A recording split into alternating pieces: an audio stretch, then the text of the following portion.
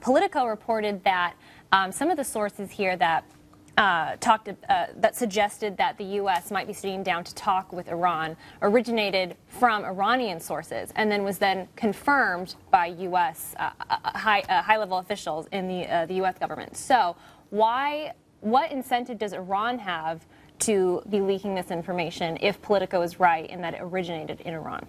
Assuming that's true, I guess the Iranians... Well, ultimately, this brings us another question about diplomacy. The question is whether the people we're dealing with actually have the ability to implement a decision. Now, there's many factions in Iran, and some of them may want to have some sort of reconciliation, but if they're not in power, then it's irrelevant talking to them. I just came back from Baghdad 2 days ago, and one of the ironies, which people were chuckling about there, is how the Americans celebrate whenever a junior diplomat gets to sit down with the Iranian deputy foreign minister, but when the minister of agriculture of the African nation of Malawi goes to Tehran, he gets to meet with the supreme leader. If the supreme leader is not willing to talk, if the Revolutionary Guard aren't willing to talk, everything else is window dressing. Will, I want to ask you, Obama is going to get hit on this issue of leading from behind. But I think there's another component here, which is leading through the press, leading through the media.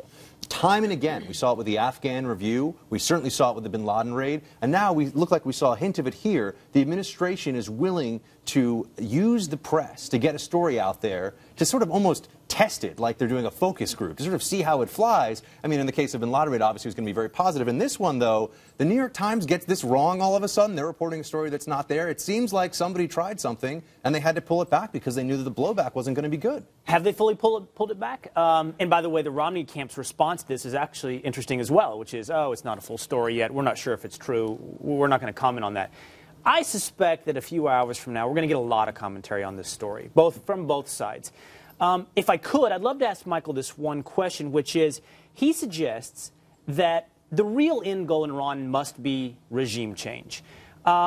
If this story is true, just for now, between you and me, Michael, let's take for granted that this story is true, that there is some interest in negotiations between Iran and the United States. You would guess it's because of these sanctions that Buck pointed out. Oil production down from 2.5 million barrels a day to 1 million barrels a day. The currency dropping 40%.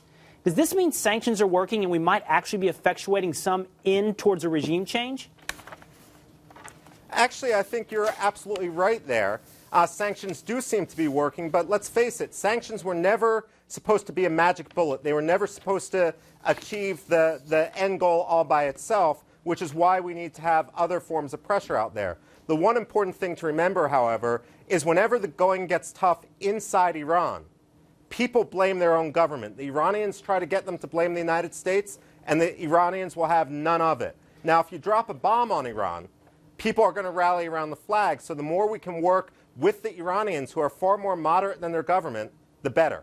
So there you go, Buck. That might be something you hear tonight. The line from Obama, the sanctions are working.